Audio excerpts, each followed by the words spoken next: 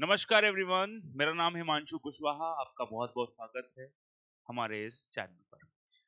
आज जो मैं ये क्लास लेने जा रहा हूँ, ये क्लास इंडियन इकोनॉमी के मॉनेटरी पॉलिसी टॉपिक पर ली जाएगी।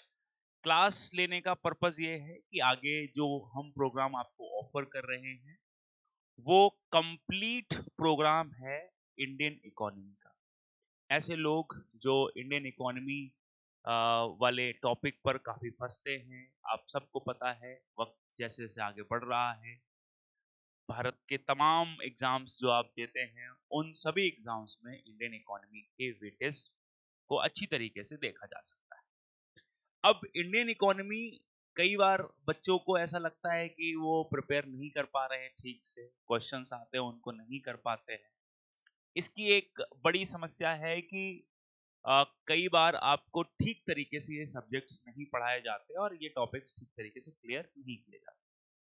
तो हमारा ये जो पर्पस है, मोटिव है, वो ये कि हम आपको ये टॉपिक्स इतने अच्छे से पढ़ा दें जिससे कि प्रीवियस ईयर में जो भी सवाल आए हैं वो भी आप आसानी से कर सको और आगे आने वाले आपकी कॉन्सेप्चुअल क्लैरिटी बन सके और आगे आने वाले जो क्वेश्चंस हैं जो आप एग्जाम देने जाओगे, चाहे आप किसी भी स्टेट का पीसीएस का एग्जाम दे रहे हो या यूपीएससी का एग्जाम दे रहे हो या डिफेंस का एग्जाम दे रहे हो, ये हमारा कोर्स हर जगह यूजफुल होगा। ठीक है, तो हम आपको एक अच्छा कोर्स ऑफर कर रहे हैं। अभी आप ये क्लास देखिए। इस क्लास के अंदर हम मॉनेटरी पॉलिसी के बारे में डिस्कशन करने वाले हैं। ठीक है, तो शुरू करते हैं आज की क्लास सीधा कि मॉनेटरी पॉलिसी कैसे काम करती है। और मॉनेटरी पॉलिसी या बैंकिंग का जो चैप्टर है वो किसी भी एग्जाम्स को उठाकर आप देख लीजिए, वहां पर सबसे ज्यादा प्रश्न इसी वाले टॉपिक से पूछे जाते रहे हैं। चाहे वो इसी साल का एग्जाम ले लीजिए या इससे पहले का भी एग्जाम ले लीजिए। तो आपको ये ध्यान रखना है कि ये टॉपिक सबसे, और देखो इकोनॉमिक्स या इंडियन इकोनॉमी वाला जो पार्ट है उसमें एक अच्छी चीज ये है कि करंट वाला जो पार्ट है वो भी पूछते हैं। तो बैंकिंग मॉनेटरी पॉलिसी में करंट के का डायमेंशन जो है उसको जोड़कर हमें पढ़ना होता है। इसलिए मैं आपसे यही कहूंगा कि ये टॉपिक्स अगर एक बार कॉन्सेप्चुअल क्लैरिटी हो गई आपको, तो फिर आपको चाहे वो न्यूज़पेपर है या कोई आर्टिकल है या मैगजीन है, वहां से पढ़ने में फिर कोई दिक्कत आपको नहीं होने वाली। ठीक है, तो आज की क्लास की शुरुआत करते हैं, फिर आगे धीरे धीरे और कोर्स के बारे में आपको और डिटेल देंगे। पहले मेरा पर्पस ये है कि आपको चीजें पढ़ा दूं, एक बार समझ लें आप कि किस तरीके से मॉनेटरी पॉलिसी काम करती है। ठीक है, चलिए। तो सबसे पहले हम देखेंगे कि ये मॉनेटरी पॉलिसी क्या होती है। मॉनेटरी पॉलिसी क्या होती है। हमारी ये क्लास जो होगी वो बाइलिंगुअल होगी, हिंदी और इंग्लिश। हम दोनों मीडियम को एक साथ लेकर चलेंगे जिससे इंग्लिश वाले बच्चे भी क्लास को प्रॉपरली कर सके और इंग्लिश के साथ साथ हिंदी वाले बच्चे भी अपना नोट्स बना सके। तो मॉनेटरी पॉलिसी को हम लोग मौद्रिक नीति कहते हैं। क्या कहते हैं? मौद्रिक नीति कहते हैं। ठीक है, अब ये जो मौद्रिक नीति होती है ये होती क्या है, पहले तो ये ध्यान रखना है आपको।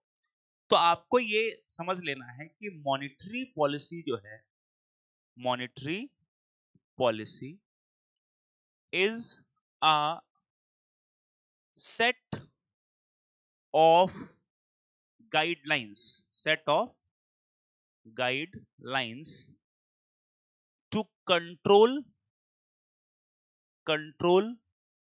Money supply, money supply and interest rate, and interest rates.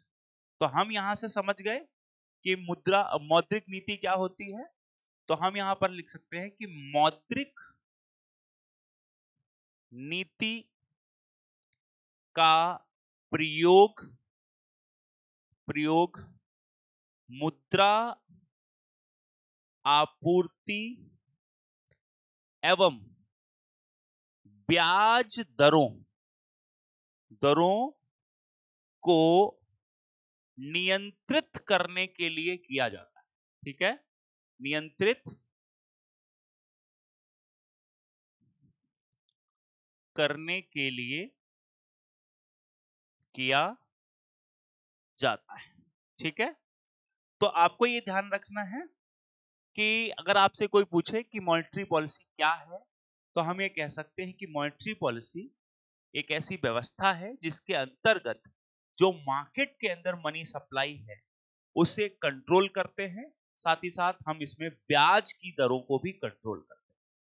तो ब्याज की दरों को कंट्रोल करने का मतलब है कि जब जरूरत पड़ती है तो ब्याज की दरों को बढ़ाते हैं, और जब ब्याज की दरों को कम करना होता है तो उसे कम भी कर सकते हैं, जिसका पर्पज यह है कि किसी भी देश के अंदर आर्थिक स्थिरता यानी कि जो इकोनॉमिक स्टेबिलिटी है, इकोनॉमिक ग्रोथ है, वो इंश्योर की जा सके। ठीक है, तो हम यहां पर अगर देखें तो इसका पर्पस क्या होगा हमारे लिए कि हम ऐसा क्यों करते हैं, तो इसका आपने पर्पस या उद्देश्य अगर देखना है तो ये जो उद्देश्य है वो, इसके उद्देश्य में एक बात आपको ध्यान रखनी है कि कीमत स्थिरता। अब आप खुद सोच कर देखिए कि किसी भी देश के अंदर यदि कीमतें बढ़ती रहेंगी, यदि कीमतें बढ़ती रहेंगी, बहुत तेजी से कीमतें बढ़ रही हैं, कोई भी वस्तु है वो बहुत तेजी से महंगी हो रही है, तो क्या उपभोक्ता को समस्या हो सकती है, खरीदार को समस्या हो सकती है? तो बहुत ऑब्वियस सी बात है, बिल्कुल समस्या हो सकती है ना? तो यहां पर कीमतें स्थिर रहें, स्थिर रहने का मतलब ये नहीं है कि कीमतें अगर 10 रुपए पर 2011 में थी तो 2025 तक 10 ही रुपए रहे, फिर तो तरक्की आएगी नहीं। इसका मतलब है सतत वृद्धि। सतत वृद्धि का मतलब है कि धीरे धीरे, जैसे 10 से 11 होना, 10 से 12 होना, 13 होना, 14 होना, 15 होना, प्राइस धीमे धीमे बढ़ना चाहिए। धीमे धीमे इसका मतलब है कि ठीक गति से बढ़ना चाहिए, और वो गति इतनी ना हो कि हमारा कंज्यूमर या उपभोक्ता उस चीज को खरीद ना पाए। अगर 10 रुपए की चॉकलेट आ रही है तो वो 11 की हो जाए, इसमें क्या दिक्कत है? तो इसका उद्देश्य कीमत स्थिरता को प्राप्त करना, ये यानी कि ये पूरी व्यवस्था जो बनाई गई है जिसमें मुद्रा की आपूर्ति और ब्याज की दरों को विनियमित करने का काम करने का प्रयास जो हो रहा है, उससे कीमत स्थिरता। अब कीमत स्थिरता से तो काम नहीं चलेगा, इसके साथ साथ ये क्या चाहते हैं, इकोनॉमिक ग्रोथ भी चाहते हैं, यानी कि आर्थिक समृद्धि भी चाहते हैं। ये भी आपको ध्यान रखना है। तो इसका मतलब क्या हो गया कि जब भी मॉनेटरी पॉलिसी बनाई जाएगी तो मॉनेटरी पॉलिसी के अंतर्गत बाजार में मुद्रा की आपूर्ति को, ब्याज की दरों को विनियमित या नियंत्रित करने का प्रयास किया जा सकता है। इसके साथ साथ इसका उद्देश्य यह है कि किसी भी तरीके से बाजार की आर्थिक स्थिरता एवं बाजार की आर्थिक समृद्धि को प्राप्त किया जा सके। यानी कि ये कोई देश के परिप्रेक्ष्य में हो सकता है या फिर ये किसी देश की बाजार के परिप्रेक्ष्य में भी हो सकता है। ठीक है, अब सवाल ये होगा कि ये मॉनेटरी पॉलिसी कौन बनाना है, किसकी जिम्मेदारी है, और इसका कोई क्या कानूनी आधार भी है? तो आप सब लोग ध्यान रखेंगे कि अगर मैं इसको देखूं तो मॉनेटरी पॉलिसी बनाने के लिए आरबीआई एक्ट 1934, ठीक है, आरबीआई अधिनियम 1934, तो आपको ध्यान रखना है कि मॉनेटरी पॉलिसी या जो मौद्रिक नीति है, उस मौद्रिक नीति का संबंध basically RBI act 1934। RBI act 1934 में 2016 में एक अमेंडमेंट होता है, यानी कि संशोधन होता है, और इस संशोधन के अंतर्गत भैया एक प्रावधान करते हैं, और वो प्रावधान ये कहते हैं कि एक सेक्शन 45 ZB लाया जाता है। कौन सा सेक्शन 45 ZB? और इस सेक्शन 45 ZB के अंतर्गत एक प्रावधान किया गया मॉनेटरी पॉलिसी कमेटी का। किसका प्रावधान किया गया? मॉनेटरी पॉलिसी कमेटी का। अगर हम इसको हिंदी में लिखें तो हम कह सकते हैं मौद्रिक नीति समिति का प्रावधान किया गया। ठीक है, तो मौद्रिक नीति समिति का प्रावधान। तो अब हम अगर यहां पर देखें तो आरबीआई एक्ट 1934 के तहत 2016 में एक अमेंडमेंट होता है और इस अमेंडमेंट के तहत सेक्शन 45Z भी ये कहता है कि एक मौद्रिक नीति समिति होगी और ये मौद्रिक नीति समिति मौद्रिक नीति बनाने के लिए जिम्मेदार है। यानी कि भारत में मौद्रिक नीति बनाने का काम किसका है? तो मौद्रिक नीति बनाने का काम मौद्रिक नीति समिति का है। और ये मौद्रिक नीति समिति का अगर हम लीगली कंप्लायंस देखें तो कहां से निकलता है? वो सेक्शन 45ZB से निकलता है। अब आपके मन में एक प्रश्न आएगा कि ये जो मौद्रिक नीति समिति है, इस समिति का कार्य कैसे है, ये कैसे काम करती है? तो हम इसको कुछ इस प्रकार से देख सकते हैं। पहले तो हम ये देख सकते हैं कि ये एक मॉनेटरी पॉलिसी कमेटी है, ठीक है जी। और इस कमेटी की अगर मैं बात करूं तो इसे हम लोग मौद्रिक नीति समिति लिख सकते हैं, यस। और आगे से अब हम मॉनेटरी पॉलिसी कमेटी पूरा ना लिखकर एमपीसी लिख लेंगे और उससे ही हमें क्लियर हो जाएगा। एमपीसी मतलब मॉनेटरी पॉलिसी कमेटी, ठीक है। अगर मैं यहां पर देखूं तो प्रावधान किया गया कि इसमें कुल 6 सदस्य होंगे। कितने सदस्य होंगे? 6 सदस्य। तो टोटल 6 मेंबर्स होते हैं इसमें। कितने मेंबर होते हैं? टोटल 6 मेंबर्स होंगे, यस। तो there are 6 member in this body, ठीक है जी। इन 6 मेंबर्स में से 3 मेंबर यानी कि 3 सदस्य कहां से आएंगे? 3 सदस्य आरबीआई की तरफ से। 3 मेंबर फ्रॉम आरबीआई, ठीक है, ओके। अब आते हैं 3 सदस्य। अन्य 3 सदस्य कहां से आएंगे? तो अन्य 3 सदस्य आरबीआई के अतिरिक्त किसकी तरफ से आएंगे? तो अन्य 3 सदस्य सरकार की तरफ से आएंगे। किसकी तरफ से आएंगे? सरकार की तरफ से, ठीक है। अब यहां पर आपको ध्यान रखना है कि इन्हीं 3 सदस्यों में से एक सदस्य कौन होगा? एक आरबीआई के गवर्नर भी होंगे। आरबीआई के राज्यपाल लिख सकते हैं या हम लोग गवर्नर लिख लें, लीजिए। तो आरबीआई के गवर्नर भी होंगे, ठीक है जी। तो इसका मतलब यह हो गया कि टोटल 6 मेंबर हैं, उन 6 मेंबर में एक आरबीआई का गवर्नर भी। और वही क्या होते हैं? वही भैया चेयरमैन भी होते हैं, यानी कि अध्यक्ष भी होते हैं हमारी एमपीसी के। यानी कि मॉनेटरी पॉलिसी कमेटी का चेयरमैन कौन होगा? तो आपको ध्यान रखना है मॉनेटरी पॉलिसी कमेटी के चेयरमैन कौन होंगे? आरबीआई के गवर्नर होंगे। तो प्रीवियस ईयर क्वेश्चंस में ऐसे प्रश्न पूछे गए हैं जिसमें मौद्रिक नीति 12 सदस्यीय समिति होती है। मौद्रिक नीति की अध्यक्षता की जाती है वित्त मंत्री के द्वारा। मौद्रिक नीति हर 2 माह में मतलब रिव्यू करती है।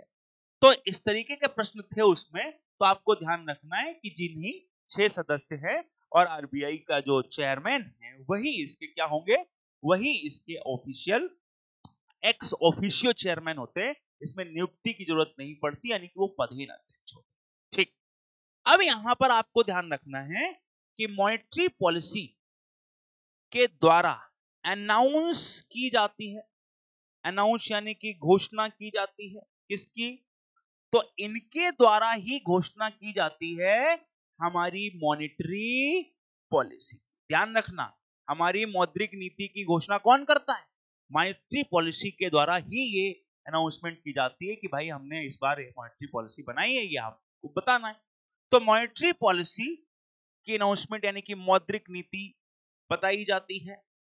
अब इस मौद्रिक नीति जो भी इन्होंने बनाई, ठीक है, जो भी मौद्रिक नीति बनाई है, इस मौद्रिक नीति की समीक्षा, समीक्षा मतलब ये हर 2 महीने में रिव्यू करते हैं।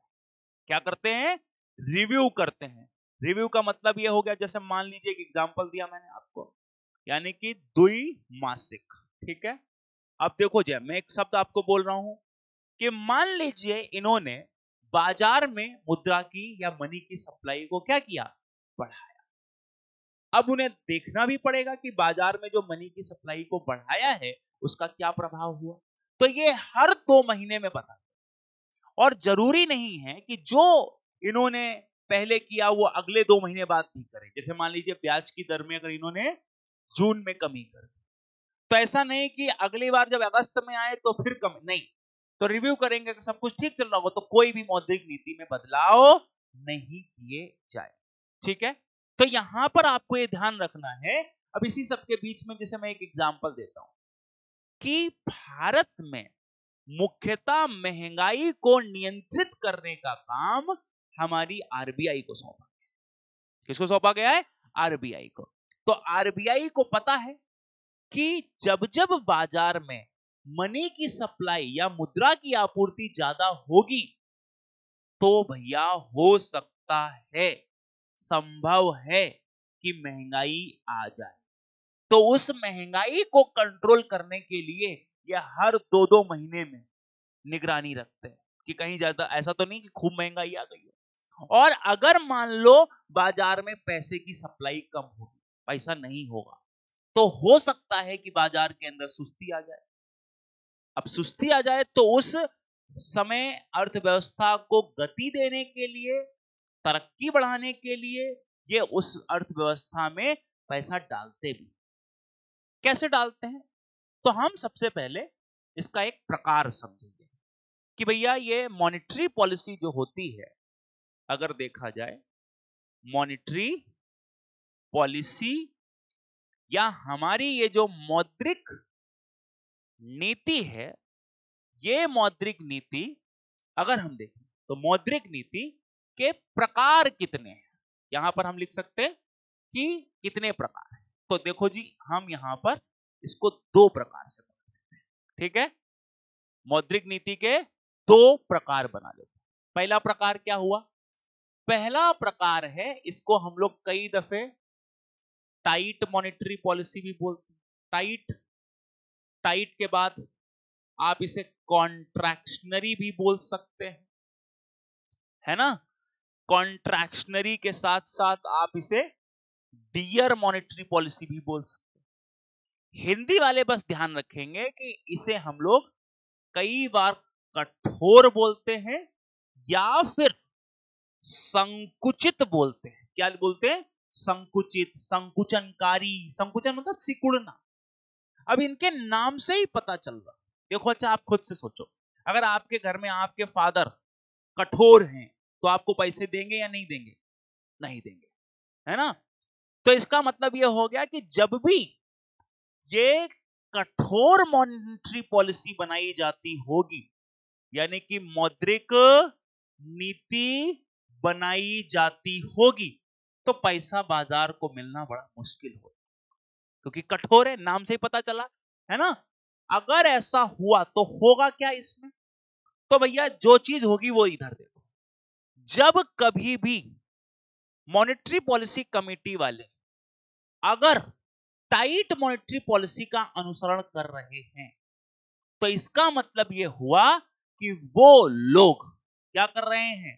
वो लोग ब्याज की दरें, ब्याज दर, या जो आप इसे लिख सकते हैं इंटरेस्ट रेट, इंग्लिश वालों का भी ध्यान रखना, उन इंटरेस्ट रेट या ब्याज की दरों को बढ़ा दिया जाता है। अब ध्यान से सुनिए, अगर monetary policy tight monetary policy है, कॉन्ट्रैक्शनरी मॉनेटरी पॉलिसी है, सब एक ही है, एक दूसरे के सिनोनिम्स हैं बस। डियर मॉनेटरी पॉलिसी है तो इसका मतलब यह हुआ कि उस समय ब्याज की दरों को बढ़ा दिया, उस समय इंटरेस्ट की रेट को आरबीआई ने बढ़ा दिया है। आप कहेंगे कौन सी इंटरेस्ट रेट? जैसे एग्जांपल लेता हूं मैं, यहां पर आपको समझाता हूं। इधर लिया हमने एक एग्जांपल, ये है हमारा प्यारा आरबीआई, और ये है हमारी प्यारी बैंक, और ये है हमारी प्यारी पब्लिक, ठीक है जी। अब ध्यान से समझो, अगर आरबीआई ने बैंक को पैसा दिया, तो ये लीजिए लोन और ये लीजिए इंटरेस्ट रेट यानी कि ब्याज की दर।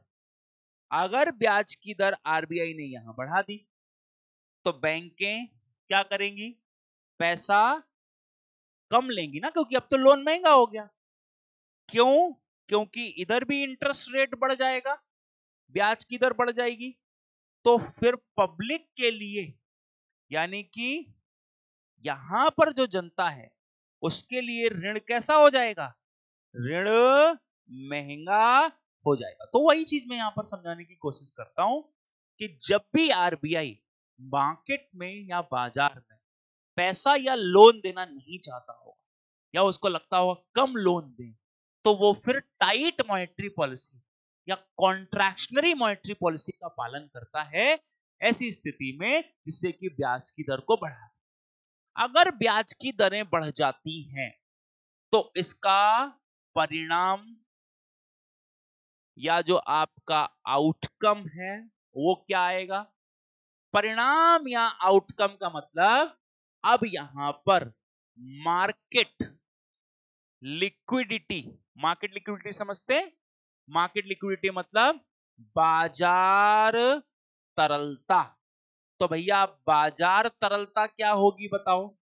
बाजार की तरलता का मतलब है कैश से, तो बाजार के अंदर तरलता या कैश घट जाएगा। तो ध्यान से देखो जरा, अगर आरबीआई ने ब्याज की दर को बढ़ा दिया तो बैंक अब पैसा आरबीआई से उधार नहीं लेगा, लेगा तो कम लेगा। अगर कम लेगा तो इधर भी ब्याज की दर बढ़ गई, तो पब्लिक भी कम लेगी। और पब्लिक कम लेगी, क्यों लेगी पब्लिक, क्योंकि ब्याज की दर ऋण तो महंगा हो गया।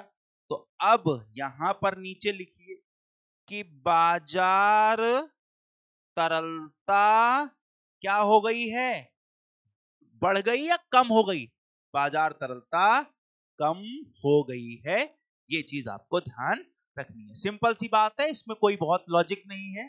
तो इसका मतलब मैंने जो पढ़ा था कि मॉनेटरी पॉलिसी या मौद्रिक नीति का प्रयोग मनी की सप्लाई को बढ़ाने या घटाने के लिए, ब्याज की दरों में परिवर्तन करने के लिए किया जाता है, तो बिल्कुल वो यहां पर उसी चीज के बारे में कहा गया है। ठीक है, अब आते हैं हम अपने दूसरे हिस्से पर। दूसरा हिस्सा मतलब, दूसरा हिस्सा मतलब वो हिस्सा जिसमें हम डिस्कस करेंगे कि दूसरी टाइप कौन सी होती है। तो टाइट के अतिरिक्त जो टाइप होती है उसे हम कहते हैं, या तो आप उसे कई दफे कहते हैं लूज मॉनेटरी पॉलिसी, है ना, या फिर हम लोग जो सबसे ज्यादा प्रचलित वर्ड है वो क्या है, एक्सपेंशनरी, है ना, एक्सपेंशनरी। या फिर एक वर्ड और बहुत प्रचलित है चीप मॉनेटरी पॉलिसी। ये सारे ही वर्ड प्रचलित हैं, ध्यान रखना। हिंदी में क्या कह सकते हैं, इसको हम कह सकते हैं विस्तारित, विस्तारित, ठीक है जी, विस्तारित। या फिर आप इसको ये भी कह सकते हैं सस्ती मौद्रिक नीति, ठीक है, सस्ती मौद्रिक नीति, ठीक है जी। तो अब ये चीज आपको ध्यान रखना है, ये हो गया, ये लीजिए सस्ती मौद्रिक नीति छी। अब ऊपर वाले से और इसमें क्या अंतर है इसको समझेंगे। तो जब कभी भी भाई ध्यान रखना, जब कभी भी आप एक्सपेंसिव या चीप मॉनेटरी पॉलिसी की बात करते हैं तो इसका मतलब आरबीआई यहां पर, अब अगर आपके घर वाले लूज हैं, पापा लूज हैं, तो क्या करेंगे, पैसा दे देंगे कि नहीं, हाँ बिल्कुल दे देंगे, है ना। तो वही चीज है, तो आपको ध्यान रखना है कि यदि ब्याज दर या जो आपका इंटरेस्ट रेट है उन दोनों को क्या कर दिया जाए, कम कर दिया जाए। कलर बदल देते हैं, एक काम करते हैं, मैच ना हो जाए इसलिए एक ही कलर से लिख देते हैं। चलिए ये लीजिए, अगर ब्याज दर या जो इंटरेस्ट रेट है, ब्याज दर या जो फिर इंटरेस्ट रेट है, और ये इंटरेस्ट रेट अगर कम हो गया, कम हो गया, क्या हो गया, कम हो गया, तो अगर ये इंटरेस्ट रेट कम हुआ तो क्या हम ये कह सकते हैं, जरा देखो आप, अब यहां पर येलो व्हाइट वाला तो कौन सा मॉनेटरी पॉलिसी दिखा रहा है, व्हाइट दिखाएगा टाइट मॉनेटरी पॉलिसी, ठीक है। अब जो मैं येलो से लिखूंगा वो दिखाएगा आपको चीप मॉनेटरी पॉलिसी। देखिए, मान लो इंटरेस्ट रेट को कम कर दिया जाए तो बैंक के लिए भी इंटरेस्ट रेट कम हो गया, तो बैंकें ज्यादा लोन लेंगी, अब ज्यादा लेंगी कि नहीं, यस। और ज्यादा लेंगी तो बैंकों के पास खूब पैसा होगा तो वो इंटरेस्ट रेट कम कर देंगी, किसके लिए, कस्टमर के लिए भी। तो कस्टमर के लिए भी ऋण क्या हो जाएगा, सस्ता, बोलो जी, यस। और सस्ता हो जाएगा तो पब्लिक खूब ज्यादा उधार लेगी, तो भैया बाजार की तरलता क्या होगी, कमेंट सेक्शन में लिख दो, अच्छा सॉरी, हाँ, तो तरलता क्या होगी, तो तरलता इससे बढ़ेगी। तो हम ये कह सकते हैं कि ब्याज की दर कम हुई, इंटरेस्ट रेट कम हुआ, तो फिर बाजार तरलता घटती नहीं है बल्कि बढ़ती है, ठीक है, बढ़ती है। और एक मैं आपको और मंत्र दे देता हूं, ठीक है। ध्यान रखना है कि ब्याज की दर और ब्याज की दर और बाजार तरलता, जिनको तरलता शब्द नहीं पता तो मतलब बाजार में नगदी कैश, बाजार तरलता और बाजार की जो ब्याज की दर है वो एक दूसरे के व्युत क्रमानुपाती, तो उल्टे होते हैं, देख लो जरा। जब ब्याज की दर वहां आरबीआई ने बढ़ाई तो तरलता कम हो गई, आरबीआई ने जब ब्याज की दर को कम किया तो तरलता बढ़ गई, दिख रही है। तो आपको ये चीज ध्यान रखनी है कि जब जब सस्ती मौद्रिक नीति अपनाएंगे तब तक बाजार में तरलता बढ़ जाएगी, और जब जब कठोर मौद्रिक नीति अपनाएंगे तो बाजार की तरलता घट जाएगी, ठीक है। एक उदाहरण लेते हैं, ठीक है, एक उदाहरण लेते हैं, उदाहरण लीजिए, या हम ऐसे ले सकते हैं,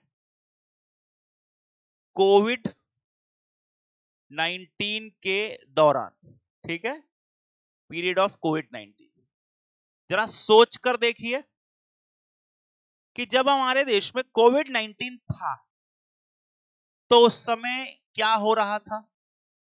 तो अगर हम देखें तो हमें वहां पर दिखाई देता है कि लॉकडाउन हुआ था, क्या हुआ था, लॉकडाउन, याद है। और उसकी वजह से उसके प्रभाव अगर देखे जाए तो क्या थे भाई, तो उसके प्रभाव बहुत ही ज्यादा थे, इंपैक्ट क्या था उसके, या इफेक्ट क्या थे उसके, तो जो उसके इफेक्ट थे वो कुछ ऐसे थे, क्या, जैसे एम एस एम ई जो इंडस्ट्री है छोटी मोटी, है ना, वो क्या होने लगी थी, वो बंद हो गई थी। लार्जली लोग क्या हो गए थे, अनएम्प्लॉयड हो गए थे, है ना, अनएम्प्लॉयमेंट आ गई थी। फिर क्या हो गई थी, फूड इनसिक्योरिटी हो गई थी, है ना। आपका और क्या हो जाएगा, सर प्रोडक्शन, यानी कि जो उत्पादन है वो भी क्या हो गया, नीचे हो गया। तो देखो जी, एमएसएमई यानी कि अगर देखें तो उद्योगों में मंदी आ गई थी, याद है, ओके, ठीक। बेरोजगारी में क्या हो गई थी, बताओ, वृद्धि हो गई थी, है कि नहीं। खाद्य असुरक्षा थी लोगों में, भाई उनको पैसा नहीं मिल रहा था, उत्पादन नीचे चला गया।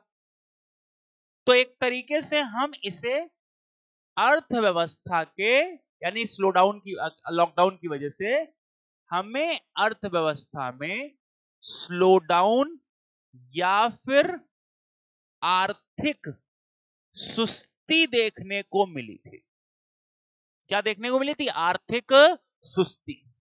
अब लोगों के पास कुछ पैसा ही नहीं, कैसे चले, क्या करें। तो फिर आरबीआई ने क्या किया, देखो आरबीआई अपने हिस्से से क्या कर सकता है, आरबीआई को क्या लेना चाहिए, कुछ इनिशिएटिव लेना चाहिए, है ना। आरबीआई ने क्या किया, तो आरबीआई द्वारा ब्याज दरों में कटौती की गई। मतलब आरबीआई कट्स इंटरेस्ट रेट्स, ब्याज दरों को कम कर दिया। ठीक है, उससे क्या हुआ? इसका सिंपल सा मतलब कि आरबीआई ने यहां पर चीप मॉनेटरी पॉलिसी अपनाई और ब्याज की दर क्या कर दी होगी? कम, जिससे मनी सप्लाई मार्केट में क्या हुई होगी? बढ़ी होगी। और उससे क्या आई होगी? फिर मार्केट में थोड़ी बहुत डिमांड बढ़ी होगी, मांग बढ़ी होगी और फिर थोड़ी सी अर्थव्यवस्था के अंदर ग्रोथ क्या देखने को मिली होगी? ग्रोथ देखने को मिली होगी, तरक्की देखने को मिली। तो ये तरीका अपनाया जाता है कब, यानी कि इस तरीके से चलती है। तो हम लॉकडाउन के दरमियान कुछ इस तरीके से देख रहे थे कि उद्योग भी धीमे पड़ रहे हैं, बेरोजगारी भी बढ़ रही है, खाद्य सुरक्षा है, लोगों के पास पैसा नहीं है, उत्पादन भी घट रहा है। तो आरबीआई ने इसके लिए एक तरीका निकाला कि भाई इस लॉकडाउन के फेज से निकलने के लिए हमें उद्योगों को वापस चलाना पड़ेगा, तो सस्ता कर दिया ऋण। अब लोग ऋण लेंगे, अपना व्यवसाय चलाएंगे, रोजगार बढ़ेगा, डिमांड बढ़ेगी, है ना, ग्रोथ आएगी। तो सरकार, आरबीआई की तरफ से ये काम किए गए। तो इसे हम कैसे देख रहे हैं? कौन सी नीति के तौर पर? चीप मॉनेटरी पॉलिसी के तौर पर देख रहे हैं। लेकिन फिर एक पीरियड और आया, इसी बार यूपीएससी ने सवाल भी पूछा और ये काम बेटा केवल आरबीआई ने नहीं किया, ये दुनिया की तमाम जो और भी अगर हम देखें, दुनिया की जो अन्य, हम ये कह सकते हैं कि जो और मतलब केंद्रीय बैंकें हैं, उन्होंने भी ये काम किया, यही काम किया। ठीक है, अब जैसे अगर हम देखें कि आज एक हिस्सा और बनाते हैं, पोस्ट पैंडेमिक, इसी का एक क्वेश्चन भी पूछा हुआ है। अब पोस्ट पैंडेमिक का मतलब महामारी के बाद। ठीक है जी, तो ये जो महामारी थी के बाद, अब महामारी के बाद क्या हुआ ये भी जरा देखो। आप सबको पता है कि सारे मुल्क पूरी दुनिया में चीप मॉनेटरी पॉलिसी लागू किए। कब? मॉनेटरी पॉलिसी या सस्ती मौद्रिक नीति सबने लागू करी। कौन से फेज में? लॉकडाउन के फेज में। ठीक है जी, लॉकडाउन के फेज में क्या था लागू? सस्ती मौद्रिक नीति। मतलब सिंपल सा, इंटरेस्ट रेट्स कम और मनी सप्लाई ज्यादा, यही तो था। यानी कि ब्याज की दरें उस समय कम की गई,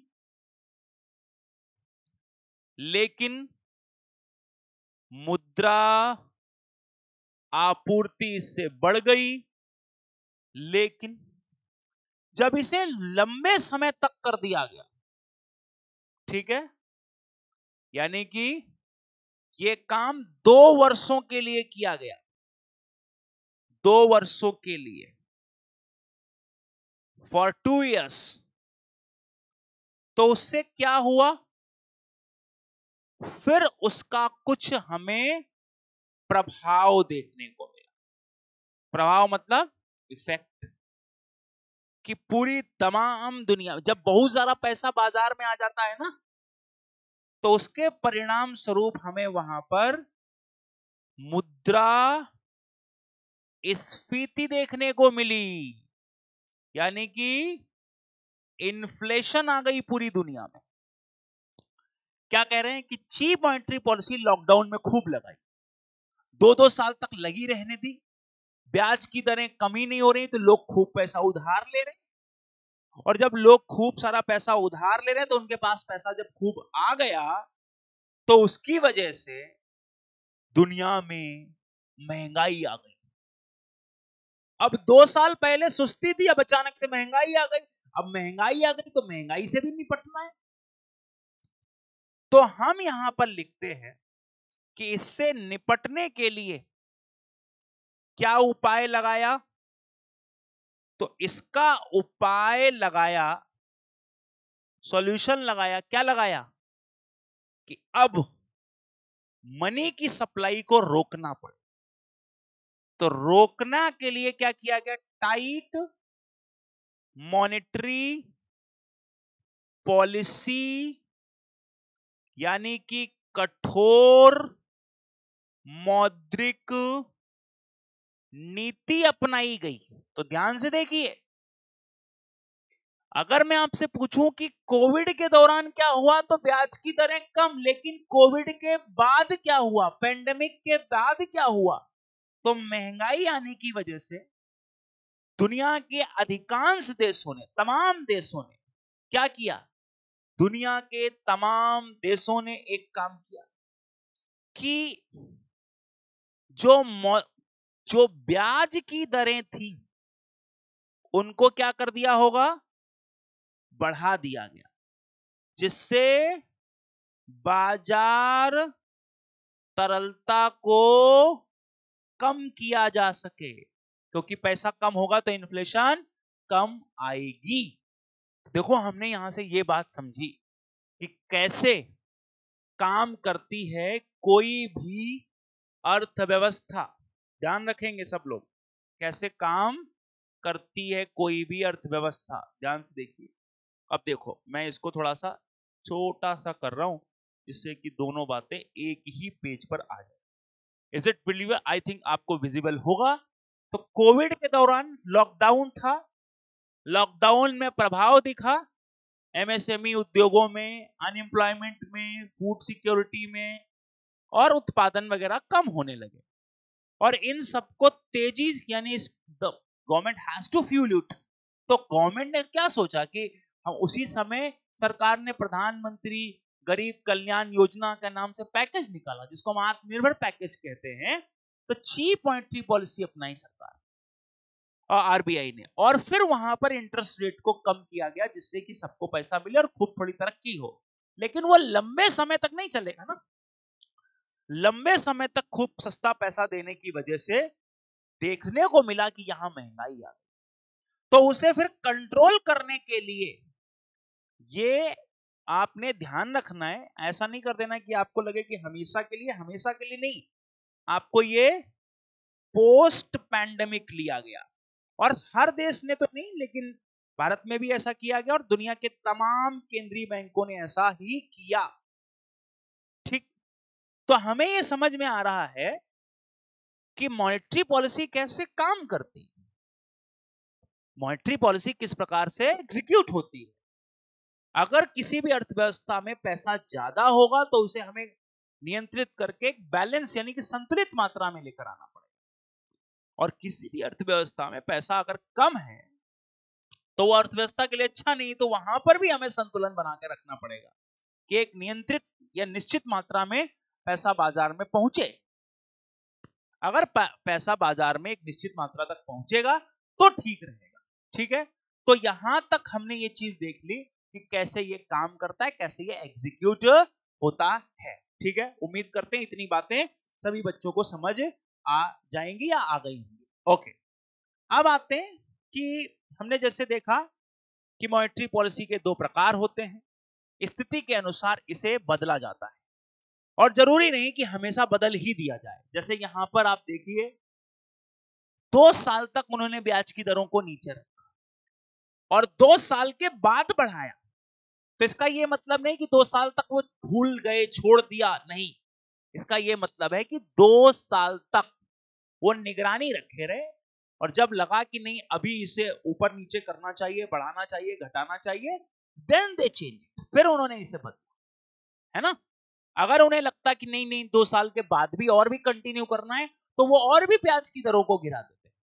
जैसे अभी हालिया तौर पर, अब यहां एक शब्द जो हमारे बार बार आ रहा है कि ब्याज की दर को घटाना बढ़ाना, एक प्रश्न दिमाग में आ सकता है कि कौन सी ब्याज दर है।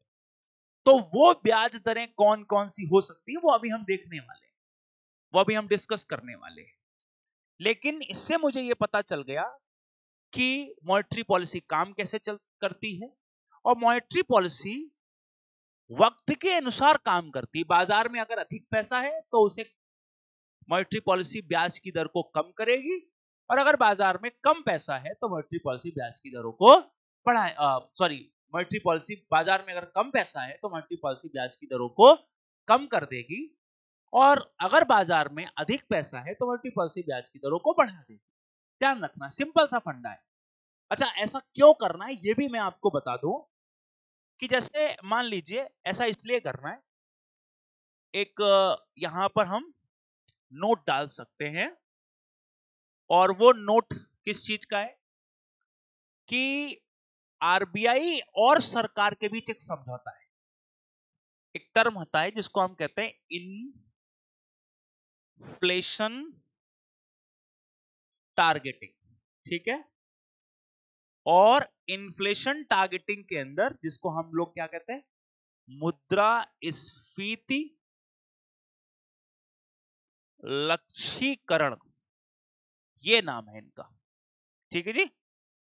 तो according to, as per agreement of RBI with government, ठीक है, तो RBI and government, as per RBI and government's agreement, RBI has to maintain, RBI have to maintain,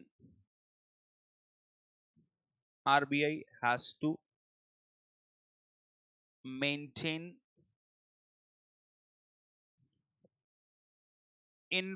annual inflation rate, annual inflation rate between 4 plus minus 2%। देख सकते हो RBI क्या कर सकता है, आरबीआई मेंटेन कर सकता है एनुअल रेट 4 से 2% के बीच।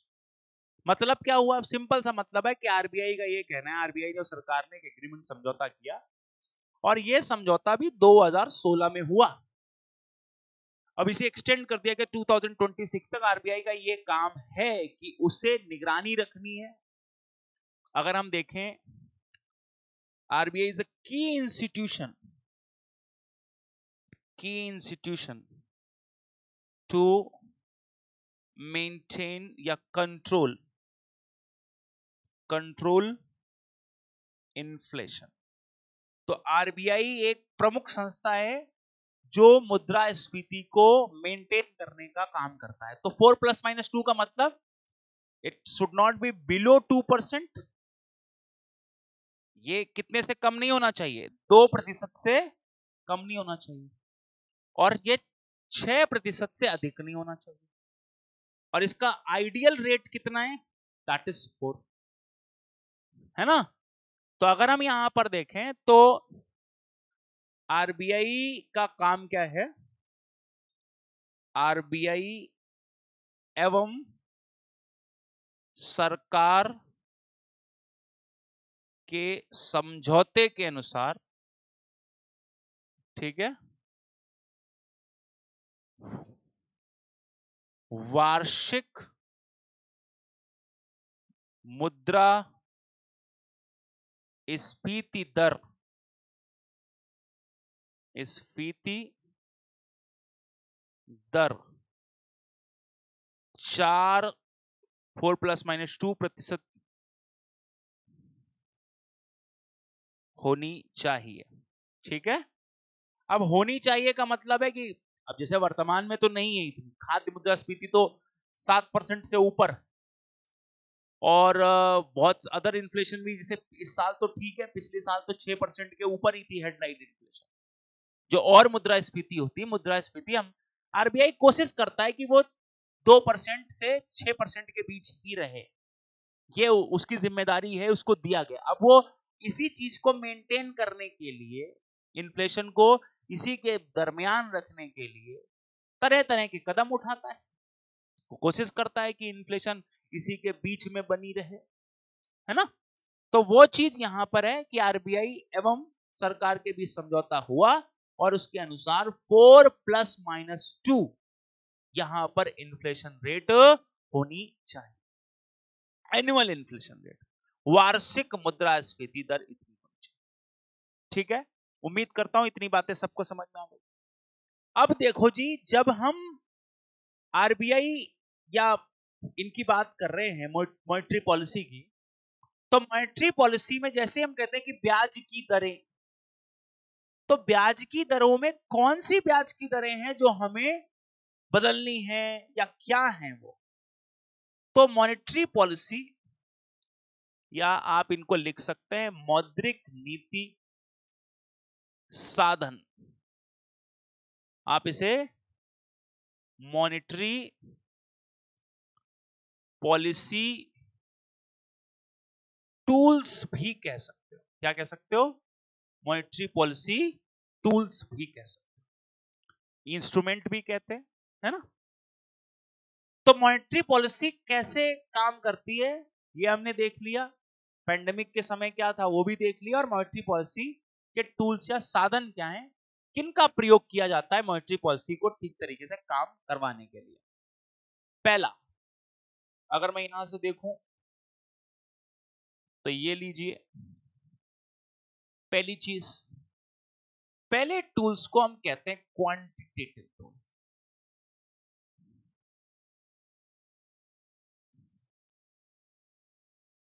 ठीक है, हिंदी में कहा जाता है मात्रात्मक साधन, है ना। क्वांटिटेटिव टूल्स, मात्रात्मक साधन, पहला तो ये हो गया, ये लीजिए। दूसरा, मात्रात्मक साधन के अलावा ये हो गए क्वालिटेटिव टूल्स, या क्वालिटेटिव टूल्स कह सकते हो कई दफे, जिसको आप गुणात्मक साधन भी बोलते हैं, है ना, या हम इसको सेलेक्टिव कंट्रोल भी कहते हैं, चयनात्मक साधन।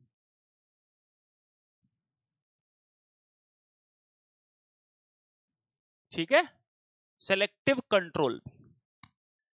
तो क्वांटिटेटिव टूल्स के अंदर किनको रखा जाता है, अगर मैं यहां पर कहूं तो क्वांटिटेटिव टूल्स के अंदर आते हैं CRR, इसको बोलते हैं कैश रिजर्व रेशियो, हिंदी बनी नगद आरक्षित अनुपात, नगद आरक्षित अनुपात। ठीक है, दूसरा SLR। अच्छा, एक एक करके इनको प्रयोग करेंगे और उससे फिर मॉनेटरी पॉलिसी को लागू करेंगे। ठीक है, स्टैट्यूटरी लिक्विडिटी रेशियो, रेशियो है ये, राशन नहीं है। सांविधिक तरलता अनुपात, फिर उसके बाद SLR, CRR, SLR, फिर रेपो रेट इसको हम लोग बोलते हैं रेपो दर, है ना, दर। और इसके बाद एक आता है रिवर्स रेपो रेट,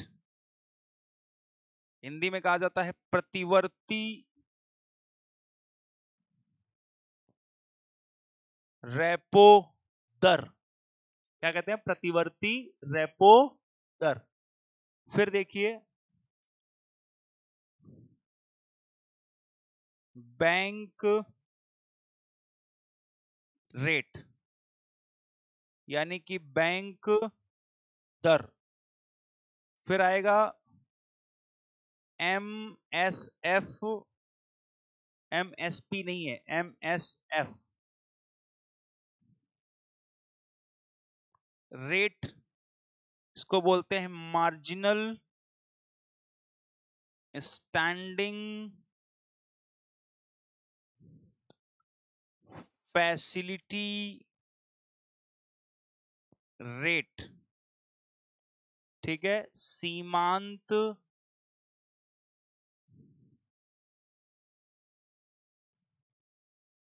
स्थायी सुविधा दर। फिर आता है SDF, जो पहले नहीं था, इसे 2022 में लाया गया। SDF स्टैंडिंग डिपॉजिट फैसिलिटी, इसको क्या बोलते हैं? स्थायी जमा सुविधा, ये बोलते हैं।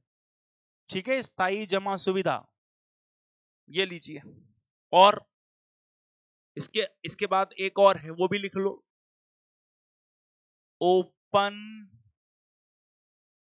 मार्केट। इसके बाद है वो ऑपरेशन, खुले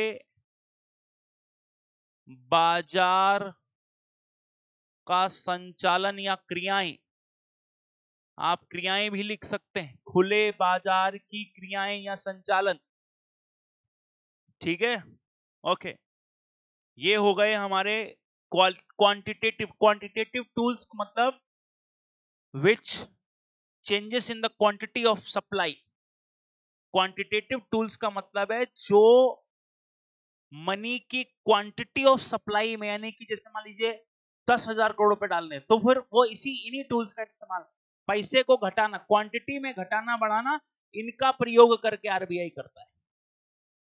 ठीक है, और ये जो पॉलिसी है, ये हर 2 महीने में रिव्यू होती है। रिव्यू का मतलब ये नहीं कि इनमें परिवर्तन किया ही किया जाए, एक एक करके हम देखेंगे कि ये क्या परिवर्तन है। फिर क्वालिटेटिव टूल्स क्या होते हैं भाई? क्वालिटेटिव टूल्स, अगर क्वालिटेटिव टूल्स की बात करें या सेलेक्टिव कंट्रोल की बात करें, तो यहां पर तो आप मनी की क्वांटिटी को चेंज कर सकते हैं। 10,000 करोड़ से 15,000 करोड़ रुपए, 15-20,000 करोड़, 50,000, जितना डालना है उतना डाल दो क्वांटिटी को। लेकिन सेलेक्टिव कंट्रोल का पर्पज अलग है।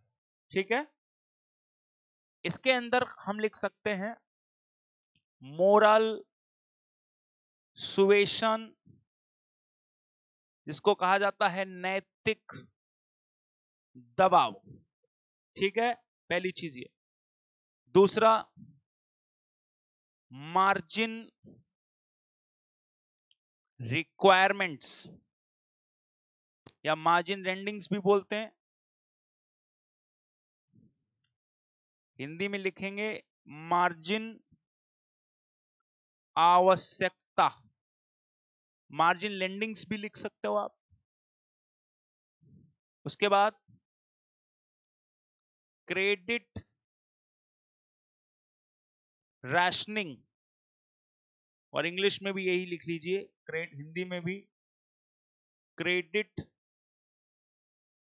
राशनिंग। ठीक है जी। तो ये हो गए हमारे टूल्स, ये क्या हो गए हमारे टूल्स हो गए, जिनका प्रयोग करके हम क्या करेंगे, जिनका प्रयोग करके मनी की सप्लाई को घटाया बढ़ाया जाएगा। अगले 2 लेक्चर्स में हम इन्हीं चीजों को समझने का प्रयास करेंगे। अगले 2 लेक्चर्स में हम इन्हीं चीजों को समझने का प्रयास करेंगे कि मॉनेटरी पॉलिसी जब कहती है कि वो चीप मॉनेटरी पॉलिसी लगा रही है, तो इसका मतलब क्या है, वो सीआरआर में ऐसा क्या करती है, सीआरआर होता क्या है, रिवर्स रेपो रेट क्या होता है, बैंक रेट कैसे काम करता है, ये सारी चीजें हमें एक एक करके समझनी है।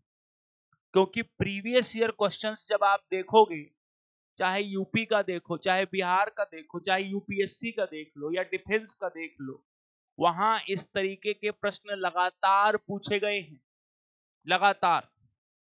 और लगातार पूछे जाने का मतलब ये भी ध्यान रखना, ये टॉपिक आगे कई वर्षों तक पूछा जाता है। यानी कि ये इंडियन इकोनॉमी का, खासकर मेंस के पॉइंट ऑफ व्यू में, मेंस में एग्रीकल्चर वाला पार्ट ज्यादा है, लेकिन प्रीलिम्स के पॉइंट ऑफ व्यू से इससे ज्यादा बेहतर टॉपिक, जहां से सवाल आना ही आना है, काफी हद तक प्रिडिक्टेबल रहता है कि बैंकिंग और मॉनेटरी पॉलिसी एक ऐसा टॉपिक है, मनी एंड बैंकिंग, जहां से प्रश्न बन ही जाए। तो इस टॉपिक को तो बहुत सीरियस ढंग से कॉन्सेप्चुअली पढ़ना। जैसे मैंने ये टॉपिक आपको जो बताया, जहां हमने पैंडेमिक और पोस्ट पैंडेमिक का सवाल आपके सामने रखा, कल मैं क्लास की शुरुआत में ये क्वेश्चन भी आपके सामने डिस्कस कर दूंगा कि भाई क्वेश्चन ऐसा था कि सेंट्रल बैंक को ये लगता है कि वो इन्फ्लेशन को कंट्रोल कर सकते हैं, एक पॉइंट ये था। और एक पॉइंट ये था कि दुनिया की तमाम बैंकों ने, यानी कि तमाम सेंट्रल बैंकों ने पोस्ट पैंडेमिक, पैंडेमिक के बाद अपनी ब्याज की दरों को बढ़ा दिया या गिरा दिया। तो ब्याज की दरों को पोस्ट पैंडेमिकली, यानी कि पैंडेमिक के बाद क्या किया होगा, अपनी ब्याज की दरों को बढ़ा दिया गया। ठीक है, तो जो लोग उस चीज को समझ नहीं पा रहे हैं कि यहाँ पैंडेमिक और पोस्ट पैंडेमिक क्या है, पैंडेमिक के दरमियान ब्याज की दरों को गिराया गया था और पैंडेमिक के बाद ब्याज की दरों को बढ़ाया गया था। ठीक है जी, तो आज के लिए दोस्तों इतना ही। मॉनेटरी पॉलिसी का बेसिक आइडिया हमने ले लिया, और मॉनेटरी पॉलिसी बहुत इंपॉर्टेंट है ये चैप्टर, और अभी इसके और भी लेक्चर्स करेंगे और आगे इसी तरीके से बढ़ते रहेंगे। आज के लिए इतना ही, धन्यवाद, थैंक यू सो मच, फिर मिलते हैं कल, थैंक यू।